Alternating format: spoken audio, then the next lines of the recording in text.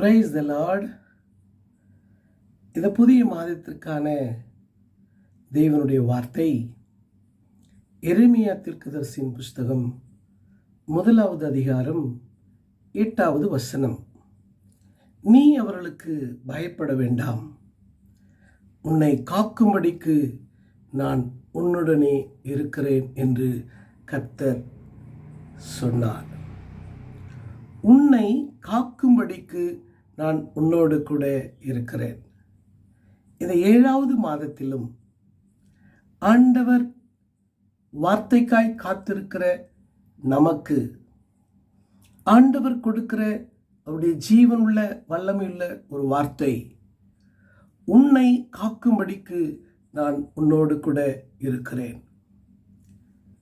இந்த வார்த்தையை ஆண்டவர் எரேமியா தீர்க்கதரிசியை பார்த்து சொல்லுகிறார். எரேமியா கர்த்தரால் ஊழியத்திற்கென அழைத்த பொழுது எரேமியா ஆண்டவரை பார்த்து சொல்லுகிறார் 6வது வசனத்தில், இதோ நான் பேச அறியேன், சிறு பிள்ளையாய் இருக்கிறேன் என்றேன். அப்பொழுது கர்த்தர் எரேமியாவை பார்த்து சொல்லுகிறார், நீ சிறு பிள்ளை என்று சொல்லாதே, நான் உன்னை அனுப்புகிற எல்லா இடத்திலும் போய் நான் உனக்கு கட்டளையிடுவர்கள் எல்லாம் நீ பேசுவாயாக அப்படின்ற ஒரு வார்த்தையை, தரிசனத்தை ஆண்டவர் சொல்லிவிட்டு எரேமியாவை பார்த்து சொல்லுகிறார், நீ பயப்படாதே, உன்னை காக்கும்படிக்கு நான் உன்னோடு கூட இருக்கிறேன் என்று சொல்லுகிறார். அது மாத்திரமல்ல, இதே வார்த்தையை திரும்பவுமாய் எரேமியா தீர்க்கதரிசியின் புஸ்தகம் 15வது அதிகாரம் 20வது வசனத்திலும் ஆண்டவர் எரேமியாவை பார்த்து சொல்லுகிறார். வாசிக்கிறேன், கேளுங்கள். உன்னை இந்த ஜனத்துக்கு எதிரே அரணான வெண்கலமாக்குவேன், அவர்கள் உனக்கு விரோதமாய் யுத்தம் பண்ணுவார்கள், ஆனாலும் உன்னை மேற்கொள்ள மாட்டார்கள். உன்னை ரட்சிப்பதற்காகவும் உன்னை தப்புவிப்பதற்காகவும் நான் உன்னுடனே இருக்கிறேன் என்று கர்த்தர் சொல்லுகிறார். அல்லேலூயா.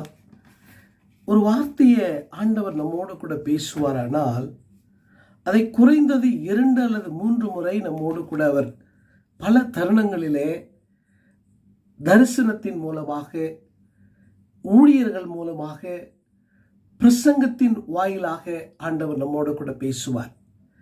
இன்றைக்கும் கர்த்தர் இந்த மாதத்திற்கு நமக்கு கொடுக்கிற ஒரு வாக்குத்தத்தமான ஒரு வார்த்தை, உன்னை ரட்சிக்கும்படிக்கு நான் உன்னோடு கூட இருக்கிறேன், உன்னை பாதுகாக்கும்படிக்கு நான் உன்னோடு கூட இருக்கிறேன், உன்னை தப்புவிப்பதற்காக நான் உன்னோடு கூட இருக்கிறேன்.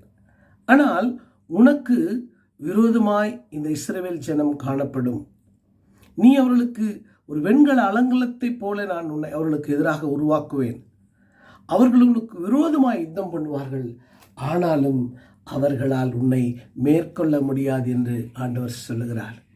பிரியமானவர்களே, இது இஸ்ரவேல் மக்களுக்கு தேவன் சொல்லியிருந்தாலும் இன்னைக்கு வாழ்கிற நமக்கு தேவன் கொடுக்கிற ஒரு உன்னதமான ஒரு வார்த்தை.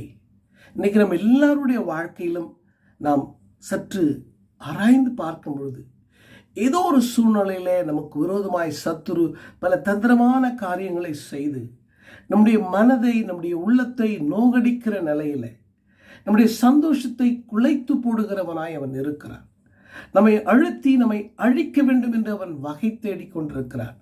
அப்படி இருக்கிற நம்மை பார்த்து ஆண்டவர் சொல்லுகிறார், நீ பயப்படாதே, உன்னை காக்கும்படிக்கு, உன்னை ரட்சிக்கும்படிக்கு நான் உன்னோடு கூட இருக்கிறேன் என்று 2 இடத்துல எரேமியாவில் சொன்ன அந்த வார்த்தையை இன்னைக்கு கர்த்தர் நமக்கு வாக்குத்தத்தமாய் கொடுக்கிறார். எரேமியாவை அழைக்கும் பொழுது ஆண்டவர் சொல்லுகிறார், நான் உன்னை உன் தாயின் வயிற்றிலே உருவாக்கும் முன்னே உன்னை அறிந்தேன். அல்லேலூயா. இந்த வார்த்தையை நம்ம எல்லாரும் விசுவாசிக்கிறோம். என்னுடைய வாழ்க்கையில நான் என் தாயின் வயிற்றில் இருக்கும்போதே என்னை பெயர் சொல்லி அழைத்தவர் என் ஆண்டவர் என்று சொல்லி நம்ம எல்லாரும் நம்முடைய உள்ளத்திலே சொல்லுகிற நிலையிலே நாம் இருக்கிறோம். அப்படி இருக்கிற நம்மை பார்த்துதான் ஆண்டவர் சொல்லுகிறார், நீ உலகத்திலே கடந்து போகிற எந்த சூழ்நிலையை பார்த்தும் நீ பயப்படாதே. உன்னை அடிக்கு சத்துரு எந்த விதமான தந்திரங்களை உனக்கு விரோதமாய் கொண்டு வந்தாலும் நீ பயப்படாதே. உன்னை காக்கும்படிக்கு, உன்னை ரட்சிக்கும்படிக்கு, உன்னை விடுவிக்கும்படிக்கு நான் உன்னோடு கூட இருக்கிறேன். ஹல்லேலூயா. இந்த 3 வார்த்தைகளும் எனக்குரிய ஒரே பொருள் கொண்டதுதான். ஆனால் திரும்ப திரும்ப ஆண்டவர் இந்த வார்த்தையை சொல்லுவதன் மூலமாய் நம்மை தைரியப்படுத்தி, நம்மை உற்சாகமாய் கர்த்தர் கொடுத்த ஊழியத்தை, கர்த்தர் இந்த உலகத்தில் நம்மை அழைத்திருக்கிற அந்த அழைப்பில் நாம் நிலைத்து நிற்க கர்த்தர் நம்மை அவர் ஊக்கப்படுத்துகிறார். இப்படி ஆண்டவர் திரும்ப திரும்ப எரேமியாவினிடத்தில் சொல்ல காரணம் என்ன? இந்த ஜனங்கள் வணங்கா கழுத்துள்ள ஜனங்களாக இருக்கிறாங்க, முரட்டாட்ட இருதயம் உள்ளவர்களாக இருக்கிறாங்க. அவங்க துவக்கத்தில் நான் அவர்களை அழைத்த போது வனாந்திரத்தில் துவக்க நாட்களில் என் மீது அன்பு வைத்து எனக்கு கீழ்ப்படிந்த மக்களாக இருந்தாங்க என்று எரேமியா துவக்க அதிகாரத்தில் வாசிக்கும் பொழுது எழுதுகிறார் கடவுள். ஆனால் அவருடைய பின்மாற்றம், அவர்களை நாட்கள் கடந்து போக அந்நிய தெய்வங்களை வணங்கி என்னை வெறுத்து என்னை கோபப்படுத்துகிற நிலையில வைத்திருக்கிறார்கள் என்று சொல்லி அவர்களை ரட்சிக்கும்படிக்காக ஆண்டவர் எரியமையனிடத்தில் பேசுகிறார். அவர்கள் மூலமாய் உனக்கு தீமை வருமானால் உன்னை காப்பதற்கு நான் இருக்கிறேன், உன்னை தப்புவிப்பதற்கு நான் உன்னோடு கூட இருக்கிறேன், உன்னை விடுவிக்கும்படிக்கு நான் உன்னோடு கூட இருக்கிறேன். இது நன்றாய் இந்த 52 அதிகாரங்கள் எரேமியாவினால் எழுதப்பட்டிருக்கிறது. இதை முழுவதுமாய் வாசிக்கும் பொழுது பிரியமானவர்களே, ஆண்டவர் ஏதோ எரேமியாவை காப்பதற்காக இந்த காரியத்தை எழுதி வைத்திருக்கிறாரா என்று சொல்லி பார்க்கும் பொழுது இந்த ஒரு வசனத்தை வாசிக்கும் பொழுது அப்படி காணப்படும். ஆனால் இந்த 52 அதிகாரங்களையும் நாம் வாசிக்கும் பொழுது ஆண்டவருடைய உள்ளம் ஏங்குகிற ஒரு காரியத்தை பார்க்க முடியுது. தன்னை விட்டு விலகி போன, தன்னை விட்டு தூரம் போன இந்த இஸ்ரவேல் கோத்திரத்தையே ரட்சிக்கும்படியாக ஒரு மனிதனை ஆண்டவர் அழைத்து அவனுக்கு பாதுகாப்பு கொடுக்கிறார். ஹல்லேலூயா. இன்றைக்கு உங்களையும் என்னையும் தேவன் இந்த உலகத்துல படைத்து உருவாக்கி ஆசீர்வதித்து வைத்திருப்பதனுடைய நோக்கம் நம்மை கொண்டு ஒரு கூட்ட மக்களை அவர் பந்தியிலே கொண்டு வந்து சேர்க்க வேண்டும். ஹல்லேலூயா. நம்முடைய வாழ்க்கையின் மூலமாக, நம்முடைய வார்த்தையின் மூலமாக, நம்முடைய ஊழியத்தின் மூலமாக, நம்முடைய செய்கையின் மூலமாக ஒரு கூட்ட மக்களை, ஒரு சிலரையாவது அவருடைய ராஜ்யத்தில் கொண்டு போய் சேர்க்க வேண்டும் என்பதற்காகவே தேவன் நமக்கு பாதுகாப்பை கொடுக்கிறார். அல்லேலூயா. தேவன் நம்மை ஆசீர்வதித்திருக்கிறார். தேவன் நம்மை மென்மேலும் உயர்த்தியிருக்கிறார். நமக்கு வருகிற ஆபத்துகளிலிருந்து நம்மை விடுவிக்கிறதனுடைய நோக்கம் நாம் பிறருக்கு ஆசீர்வாதமாக இருக்க வேண்டும். 52 அதிகாரங்களை வாசிக்கும் பொழுது 50வது அதிகாரத்தில் வருகிறது பிரியமானவர்களே. அங்கே ஆண்டவர் எரேமியாவை கொண்டு அங்கே எழுதியிருக்கிறதை நான் வாசிக்கிறேன், கேளுங்க. 50வது அதிகாரம் 4வது வசனம். அந்நாட்களிலும் அக்காலத்திலும் இஸ்ரவேல் புத்திரர்கள் வருவார்கள். எங்க வருவாங்க? என்னுடைய சமூகத்தை தேடி வருவாங்க. அவர்களும் யூதா புத்திரரும் ஏகமாய் அழுது நடந்து வந்து தங்கள் தேவனாகிய கர்த்தரை தேடுவார்கள். அல்லேலூயா.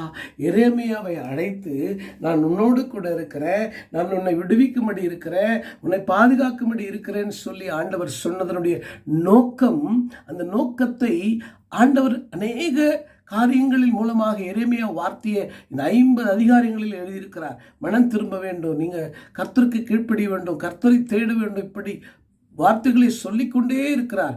அது பிடிக்காமல் எரேமியாவை கொலை செய்யக்கூடவர்கள் அவர்கள் திட்டம் போட்டு கொலை செய்கிற நிலைக்கு வருகிறார்கள். ஆனால் கர்த்தர் எரேமியாவுக்கு சொன்ன வாக்குத்தத்தின்படியே கர்த்தர் எரேமியாவை காப்பாற்றினார் என்று சொல்லி கூட நாம் வேதத்தில் வாசிக்க முடியும். அது எரேமியா தீர்க்கதரிசன புஸ்தகம் 38வது அதிகாரம் 8வது வசனத்திலிருந்து வாசிக்கும் பொழுது நாம் அறிந்து கொள்ள முடிகிறது. அப்பொழுது எபேத்மெலேக் ராஜாவின் அரண்மனையிலிருந்து புறப்பட்டு போய் ராஜாவை நோக்கி, ராஜாவாகிய என் ஆண்டவனே, இந்த புருஷர் யார்? இந்த எருசலேமுடைய தலைவர்கள் எரேமியா தீர்க்கதரிசியை துறவிலே ஒரு பாழடைந்த ஒரு கிணறு என்று சொல்லலாம், அழுக்கான அந்த கிணறு, சேர் நிறைந்த அந்த கிணற்றில் எரேமியாவை மரணத்துக்கு உட்படுத்த வேண்டும். அவருடைய தீர்க்க தரிசனங்கள் அவர்களுக்கு வெறுப்பாய் இருந்தபடியினாலே, அவர்கள் செய்கிற தவறை சுட்டி காட்டபடினாலே அவரை பிடிக்காமல் அந்த துறவில, அந்த பாழடைந்த அந்த கிணற்றில் அவர்கள் தூக்கி போடுகிறாங்க. அந்த செய்தியை கேட்ட எபேத் மெலேக் என்கிற ஒரு மனிதன், யாரவன்? அவன் இஸ்ரவேல் நாட்டை சார்ந்தவன் அல்ல, யூதா கோத்திரத்தை சார்ந்தவன் அல்ல, மாறாக எத்தியோப்பியா தேசத்திலிருந்து பிறந்து வளர்ந்தவன். அவனும் அங்கே எருசலேமில் இருக்கிறான். அவன் இந்த இடத்துல ராஜாவிடத்தில் போய் பரிந்து பேசுகிறான். இவர்கள் செய்த காரியம் தகாத காரியம், அவன் அந்த இருக்கிற இடத்துல அவன் மரித்து போவானே என்று சொல்லி ராஜாவினிடத்துல பேசும்போது ராஜா அவனுக்கு பதில் கொடுக்கிறார். நீ அந்த எரேமியா தீர்க்கதரிசியை சாகிறதற்கு முன்னாக அவனை துறவிலிருந்து தூக்கிவிடு என்று சொல்லி 10வது வசனத்தில் எழுதியிருக்கிறதை பார்க்கிறோம். ஆம் பிரியமானவர்களே, தேவன் ஒரு மனிதனுக்கு வாக்கு கொடுத்தாரானால் அந்த வாக்கில் அவர் நிலைத்திருப்பார்.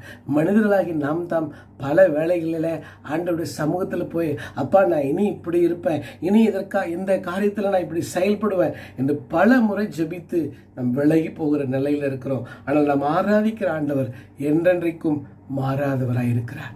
அவர் சொன்னதை செய்யும் அளவும் நம்மை விட்டு அவர் விலகுவதும் இல்லை, நம்மை கைவிடுவதும் இல்லை. எரேமியா தீர்க்கதரிசியை பார்த்து சொன்னார், நீ பயப்படாதே, உன்னை மீட்டுக் கொள்வதற்காகவும் உன்னை ரட்சிப்பதற்காகவும் உன்னை விடுவிப்பதற்காகவும் நான் உன்னோடு கூட இருக்கிறேன் என்று சொன்னார். அப்படியே அவனை உளையான சேற்றிலே போடும் பொழுது கர்த்தர் தாயின் கருவிலே உருவாகும் முன்னவே அழைத்த அறிந்த தேவன் எத்தியோப்பியா தேசத்தானாகிய எபேத் மெலேக்கை தேவன் பயன்படுத்தி அங்கே எரேமியாவை ரட்சிக்கிறார், எரேமியாவை காப்பாற்றுகிறார். ஆம் பிரியமானவர்களே, இந்த உலகத்தில் சத்ரு நமக்கு மனிதர்கள் மூலமாகவோ வேறு எந்த வகையிலோ எப்படிப்பட்ட தீமையான காரியங்களை கொண்டு வந்தாலும் அந்த மனிதர்கள் மத்தியிலிருந்து ஒரு மனிதனை தேவன் எழுப்புவார். அல்லேலூயா! எதற்காக? உங்களையும் என்னையும் பாதுகாப்பதற்காக. ஆனால் நாம் செய்ய வேண்டிய ஒரு காரியம் உண்டு. கர்த்தர் நம்மை அழைத்த அழைப்புக்கு பாத்திரவான்களாய் நாம் நடக்க வேண்டும்.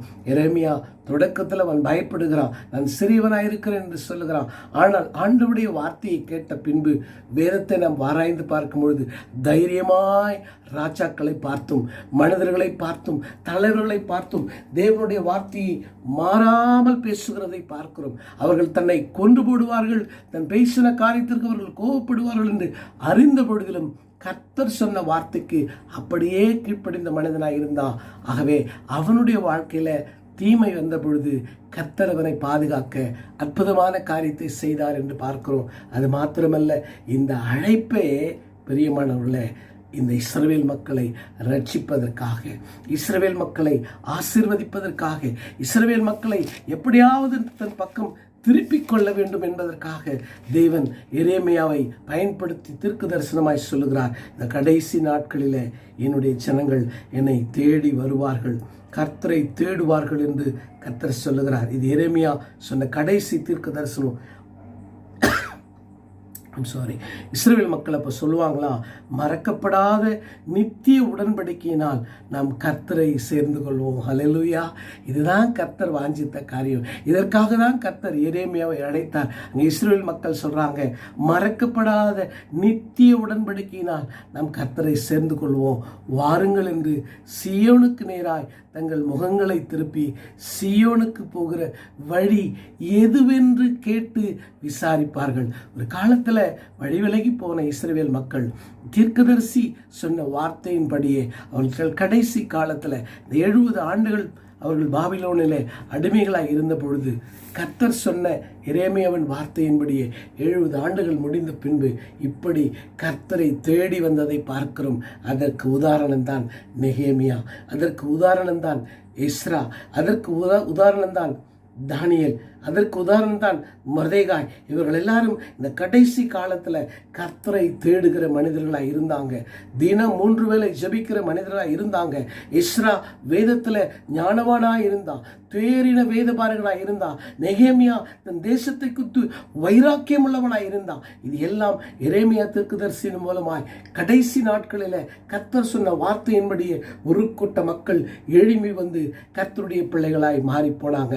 இந்த மாற்றத்தை உருவாக்குவதற்காக தேவன் பயன்படுத்தின ஒரு பாத்திரம் எரேமியா தீர்க்கதரிசி. அந்த எரேமியா தீர்க்கதரிசி அவன் பயப்படும் பொழுது ஆண்டவர் சொன்ன வார்த்தை தான், பயப்படாதே, நான் உன்னோடு கூட இருக்கிறேன், உன்னை மீட்டுக் கொள்ளும்படியாய், உன்னை பாதுகாக்கும்படியாய், உன்னை அழைத்த அழைப்பை நீ நிறைவேற்றும்படியாய் உன்னோடு கூட இருக்கிறேன் என்று சொல்லி அதை அப்படியே செய்தார். இதை கேட்டுக்கொண்டிருக்கிற அருமையான தேவனுடைய பிள்ளைகளை, உங்களையும் என்னையும் தேவன் ஒரு நோக்கத்தோடு கூட அழைத்திருக்கிறார். அந்த நோக்கத்தை நிறைவேற்றும் வரைக்கும் கர்த்தர் நம்மோடு கூட இருப்பார், நம்மை பாதுகாப்பார், நம்மை விடுவிப்பார், நம்மை வழி நடத்துவார். நாம் விசுவாசித்து அவருடைய பிள்ளைகளாய் அவருடைய பாதத்தில் எப்பொழுதும் காத்திருப்போம். கர்த்தர் நம்மை ஆசீர்வதிப்பார். நல்ல பிதாவே, இந்த கால வேளையிலும் இந்த மாதத்தில் துவக்க நாட்களில் நீர் எங்களோடு கூட பேசின முதல் ஜீவனுள்ள வார்த்தைக்காய் நன்றி அப்பா. எங்களோடு கூட இருக்கிறீர், எங்களை பாதுகாக்க, எங்களை விடுவிக்க, எங்களை வாழ்விக்க நீர் எங்களோடு கூட இருக்கிறீர். அது மாத்திரமல்ல, எங்களை கொண்டு ஒரு கூட்ட மக்களை உமது பந்தியில் உமது ராஜ்யத்திற்கு தகுதியானவர்களாய் உம்மை தேடுகிற மக்களாய் மாற்ற எங்களை நீர் அழைத்தீர் என்ற சத்தியத்தை இந்த காலவேளையிலே சொன்னதற்காய் நன்றியப்பா.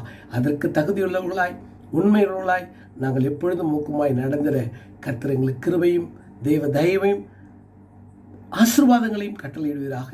உடைய அன்புள்ள கரங்களில் எங்களை ஒப்பு கொடுக்கிறோம். இந்த மாதம் முழுவதும் இந்த வார்த்தையின்படியே எங்களை சத்துருவின் கரத்திலிருந்து தப்புவித்து எங்களை வாழ்வித்தருள்வீராக. இயேசுவின் நாமத்தில் ஜெபிக்கிறோம் பரலோக பிதாவே, ஆமேன். God bless you. கர்த்தர் இந்த மாதம் முழுவதும் உங்களோடு கூட இருந்து வழி நடத்துவாராக. ஆமேன்.